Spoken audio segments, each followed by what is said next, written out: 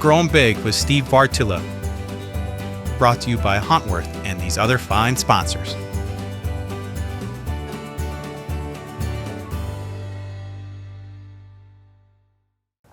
I literally talk a ton about finding those low impact access routes, finding the areas on that property that you can access without educating the whitetails, and then going ahead and building around that.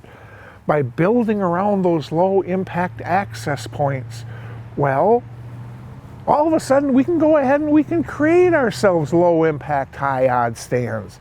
Because quite frankly, they just hardly never occur naturally out in nature at all. And I'll tell you, you're lucky if you can find one high odds, low impact stand naturally on 1,000 acres. Okay, they just don't occur that much. And if you want to spend all season long hunting from high odds, low impact stands, about the only way I know how to do it is go out there and make it yourself. Okay, so how do we do that? As I've said many times, you start by identifying the areas you can access. If you have a road making up your north boundary, that road is access. You can go ahead and jump out into the woods off the road, go in there 50 yards and bingo. You can go ahead and manufacture stuff in a situation like that to be able to make that spot. Obviously, you want to take the best spot that you can just jump off the road 50 to 100 yards, lowest impact, deer already utilizing it, all that good stuff.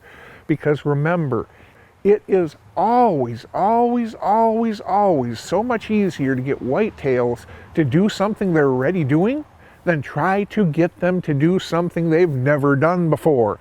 It's always harder to stop deer from doing something they've done every day for their entire life than it is to stop them from doing something they didn't want to do to begin with. Work with what you have by finding those spots you can access, and then which spot along there makes the most sense. There happens to be a trail cutting across the road here. Oh, and there's a great trail paralleling the road 50 yards back in. If I go over to either side of that intersection on the north side, now all of a sudden I got a southeast and a southwest wind stand. Whether you realize it or not, you've already trained those whitetails that road belongs to us. So they're not going to be spending quite as much time around there most likely. Okay, well, utilize that to your advantage. When you already have a traffic pattern that the whitetails are accustomed to, and more or less avoid that area because of, well, as long as it isn't working against your goals, use that as low impact access. Cricks can oftentimes be outstanding ways to access. They give you virtually scent-free paths through a property. When one side doesn't have deer activity on it all the time, you're in a pretty darn good situation.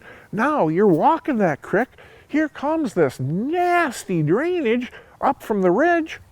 Ooh, you might be able to sneak up that ditch as well, and now you have access up to the top.